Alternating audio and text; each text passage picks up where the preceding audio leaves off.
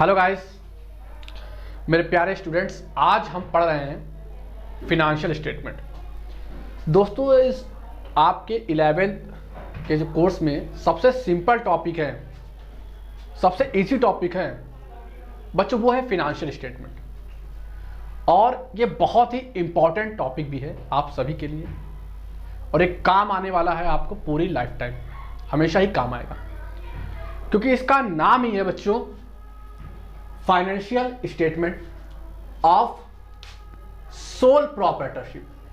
Sole proprietorship मतलब क्या होता है? जब एक आदमी अकेले अपने बिजनेस को कर रहा है तो उसके लिए ये फाइनेंशियल स्टेटमेंट बनाया जाता है। बच्चों, इसके नाम से ही समझ में आ रहा है फाइनेंशियल स्टेटमेंट, यानी आपके फाइनेंस का स्टेटमेंट, आपके खर्चों का स्टेटमेंट, आपकी इनकम, आपके लॉस का स्टेटमेंट, आपके प्रॉफिट, आपके लॉस का स्टेटमेंट, आपके ग्रॉस प्रॉफिट, आपके ग्रॉस लॉस का स्टेटमेंट, आपके ट्रेडिंग का स्टेटमेंट, ये सारी बातें हमें बताता है। ये सारी पैसे से ट्रांजैक्शन की सारी बातें हमें ये स्टेटमेंट बताता है। बच्चों, किसी भी टॉपिक को पढ़ने से पहले हमें उसका मीनिंग और उसके ऑब्जेक्टिव जरूर मालूम होने चाहिए। अगर हमें उसका मीनिंग ही नहीं मालूम है, अगर हमें उसके ऑब्जेक्टिव ही नहीं मालूम है, तो हम उसको सीख के भी क्या करेंगे? अगर आप किसी भी चैप्टर को पढ़ रहे हो तो सबसे पहले आपको उसका मीनिंग और उसके ऑब्जेक्टिव, उसके नीड आपको बच्चों जरूर मालूम होना चाहिए। चलिए शुरू करते हैं आपका आज का topic, financial statement of sole proprietorship. बच्चों, इसकी एक मीनिंग आपके सामने बोर्ड पे लिखी है, कोशिश रहेगी कि आपको समझ में आ जाए। देखिए, financial statement are the statement. Financial statement एक ऐसा स्टेटमेंट है जो कि प्रिपेयर किया जाता है at the end of the accounting period. बच्चों, अकाउंटिंग पीरियड हर देश के अलग अलग पीरियड को कहते हैं। जैसे कि आप फॉरेन में जाओगे तो वहाँ 1 जनवरी से 31 दिसंबर होता है, लेकिन बच्चों हमारे यहाँ यानी इंडिया में जो आपका फिनेंशियल जो आपका टाइम होता है, फिनेंशियल पीरियड होता है, वो होता है आपका 1 अप्रैल से 31 मार्च। तो हमें इस पीरियड के बीच में जो हमने खर्चे किए, जो हमने इनकम की है, उसके स्टेटमेंट को हमें बताना होता है। तो ये क्या करता है? Financial statement are the statement. Financial statement एक ऐसा स्टेटमेंट हो जो कि आप प्रिपेयर करते हो, आप बनाते हो। आप कब बना रहे हो? आप अपने अकाउंटिंग पीरियड के एंड में बनाते हो, है ना? क्योंकि हम एंड में ही तो ये जानना चाहते हैं ना कि हमारा कितना प्रॉफिट है, हमारा कितना लॉस है, हमारी बैलेंस शीट हमसे क्या कह रही है ना? तो ये हम कब बनाते हैं? अपने अकाउंटिंग पीरियड के एंड में से बनाते हैं। क्यों बनाते हैं? डिटरमाइन करने के लिए फिनेंशियल परफॉर्मेंस। अपनी फिनेंशियल परफॉर्मेंस को जानने के लिए हम इसे बनाते हैं। हम ये जानना चाहते हैं कि इस साल हमारा बिजनेस कैसा रहा, हमने कुछ ग्रोथ की है या नहीं की है, हमने अपने बिजनेस को इंक्रीज किया है या डिक्रीज हुआ है हमारा बिजनेस, ये जानने के लिए हम इसे बनाते हैं। बच्चों, इसमें हम मेजर अगर पॉइंट देखें तो 2 चीज़ें हम जानना चाहते हैं। एक, हम ये जानना चाहते हैं कि हमने कितना प्रॉफिट अर्न किया है या फिर कितने लॉस को हमें हुआ, या मतलब कितना लॉस हमें इस साल हुआ है। दूसरा, हमें अपने बिजनेस की फिनेंशियल पोजीशन जाननी है ना। हमें अपने बिजनेस की फिनेंशियल पोजीशन को भी जानना है कि हमारा बिजनेस कैसा चल रहा है। ठीक है, हमारा बिजनेस कैसा चल रहा है, हमें ये भी जानना है। बच्चों, अब हमें इसके ऑब्जेक्टिव जानने होंगे कि बच्चों इसका ऑब्जेक्टिव क्या होता है। आपका सेकंड बनता है बच्चों, वो बनता है आपका प्रॉफिट एंड लॉस अकाउंट। ठीक है बच्चों, इसके बाद आपका क्या बनता है? प्रॉफिट एंड, शुरू करो। और बच्चों, जो तीसरी चीज बनती है वो बच्चों बनती है बैलेंस शीट। ठीक है, ये क्या बनती है? Balance sheet. बच्चों, बैलेंस शीट को फाइनेंशियल पोजीशन भी कहते हैं, इसे हम फाइनेंशियल पोजीशन भी कहते हैं। अगर हम देखिए, हमें इस तरह के क्वेश्चन में जो प्रॉब्लम देखने को मिलेगी वो एक ही प्रॉब्लम देखने को मिलेगी कि हमें चीज़ों को क्लासीफाई करना पड़ेगा कि कौन सी चीज़ ट्रेडिंग अकाउंट में जाती है, कौन सी चीज़ प्रॉफिट एंड लॉस में जाती है, और कौन सी चीज़ बैलेंस शीट में जाएगी। बच्चों, आपको जो क्वेश्चन दिए होंगे वो ट्रायल बैलेंस में आपको क्वेश्चन दिए होंगे, उसी में से आपको चीज़ों को क्लासीफाई करना पड़ेगा। बच्चों, अभी हम क्वेश्चन नहीं लगा रहे हैं, अभी हम सिर्फ एज ए थ्योरी पढ़ रहे हैं जो आपके लिए इंपॉर्टेंट है। बिना उस थ्योरी के आप क्वेश्चंस को लगाना या ना लगाना उसका कोई मतलब बच्चों नहीं होता है। ठीक है, तो बच्चों देखिए ट्रेडिंग बनता है, प्रॉफिट लॉस बनता है, और फिर बच्चों बनती है बैलेंस शीट। अब बच्चों हमें जानना है, अगर हमें इसके जानने की बात करें बच्चों, अब हम इसके ऑब्जेक्टिव की बात करते हैं, या हम इसके नीड की बात करते हैं, या इसके इंपॉर्टेंस की बात करते हैं। तीनों ही बातें आपके लिए सेम हैं, चाहे आप उसके ऑब्जेक्टिव कहते हैं, चाहे आप उसकी नीड कहते हैं, चाहे आप उसके इंपॉर्टेंस कहते हैं, तीनों ही बातें सेम रहेंगी। आपने कंफ्यूज नहीं होना है। एग्जाम में आपसे नीड पूछे, आपसे इंपॉर्टेंस पूछे, या आपसे ऑब्जेक्टिव पूछता है, तो तीनों बातें ही यहाँ पे सेम रहने वाली हैं। बच्चों हम इसके ऑब्जेक्टिव को दो पार्ट में बांट रहे हैं। एक हम बांट रहे हैं ट्रेडिंग और प्रॉफिट लॉस के हिसाब से, है ना, कि प्रॉफिट और लॉस के बेसिस पे इसके ऑब्जेक्टिव क्या रहने वाले हैं, और बैलेंस शीट के ऑब्जेक्टिव के हिसाब से इसकी पॉइंट क्या रहने वाले हैं। तो सबसे पहले बच्चों हम बात करते हैं trading and profit loss account के, प्रॉफिट एंड लॉस अकाउंट के नीड। अगर हम ट्रेडिंग या प्रॉफिट लॉस बनाते हैं बच्चों, है ना, अगर हम ट्रेडिंग बना रहे हैं या फिर हम प्रॉफिट या लॉस अकाउंट बना रहे हैं, तो इसके ऑब्जेक्टिव क्या रहने वाले हैं, हमें बच्चों उनकी बात करनी है कि हम इसे बच्चों बना क्यों रहे हैं, है ना, बनाने का हमारा मेन एम क्या है, मेन हमारा ऑब्जेक्टिव क्या है।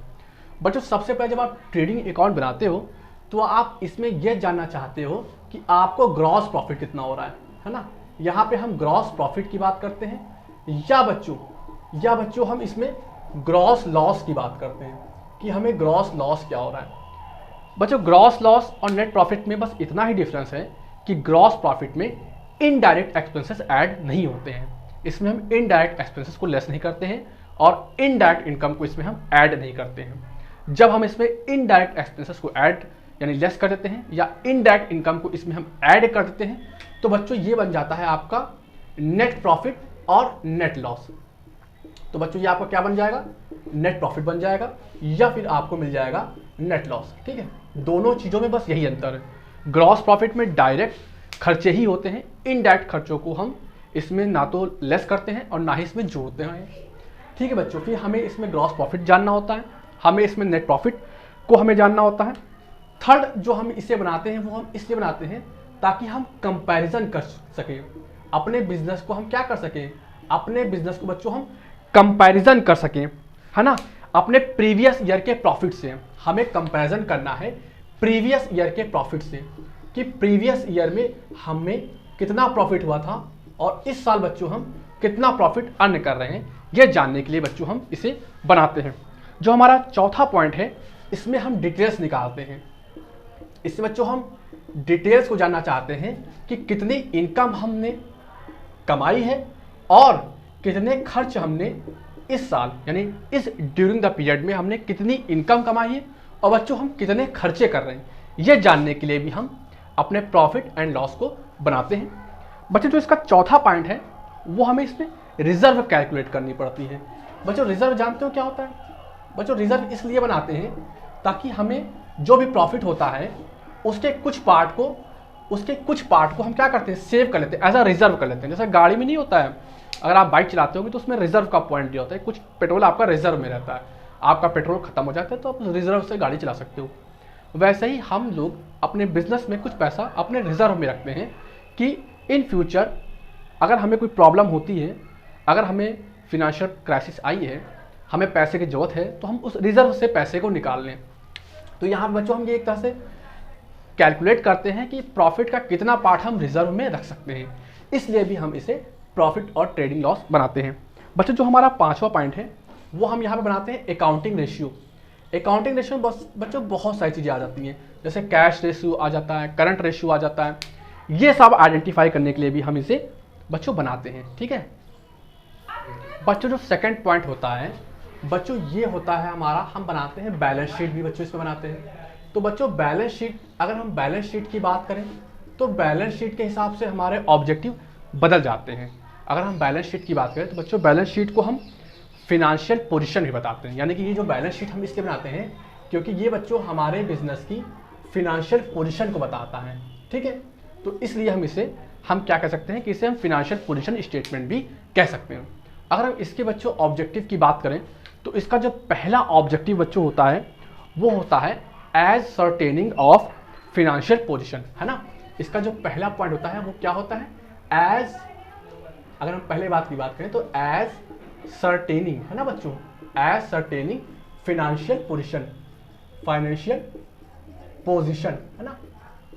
हम इसलिए बनाते हैं ताकि हमें अपने बिजनेस की फाइनेंशियल पोजीशन को हम मालूम कर सकें। एक सेकंड जो पॉइंट है वो आपका पहले वाले पॉइंट से मिलता जुलता है, यानी कि यहाँ पे भी हम कंपैरिजन ही करते हैं अपने प्रीवियस ईयर के प्रॉफिट से। हम इसे क्या करते हैं, कंपैरिजन करते हैं कि प्रीवियस ईयर में हमारी बैलेंस शीट कैसी थी और इस साल हमारी बैलेंस शीट कैसी होती है।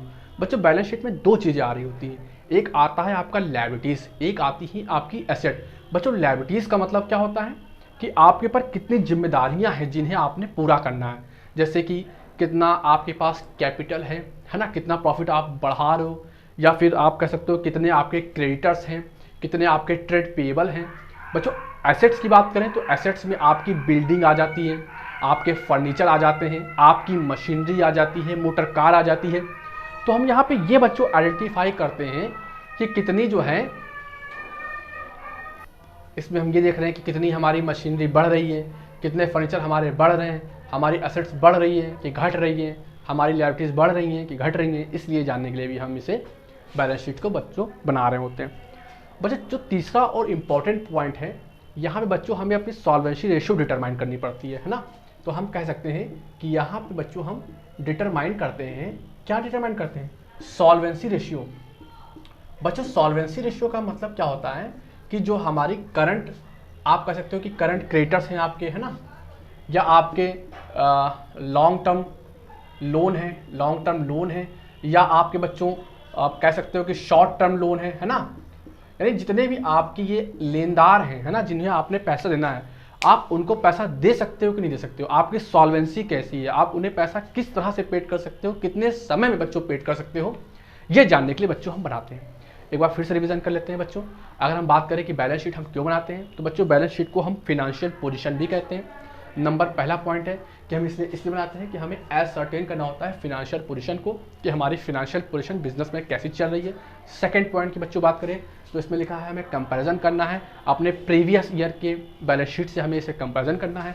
और थर्ड पॉइंट बच्चों हम यहाँ पे डिटरमाइन करते हैं अपनी सॉल्वेंसी को, कि किस तरह हम अपने लेनदारों को पैसा पे कर सकते भी हैं या नहीं पे कर सकते। उम्मीद है बच्चों ये वीडियो आपको समझ में आया होगा और आपके बच्चों काम में आएगा। अगर बच्चों आपको कोई प्रॉब्लम होती है तो आप मुझे इस पर कमेंट कर सकते हैं, ठीक है। अगर आपको वीडियो अच्छी लगती है तो आप लाइक कर सकते हैं, सब्सक्राइब कर सकते हैं। और तब तक के लिए जय हिंद, जय।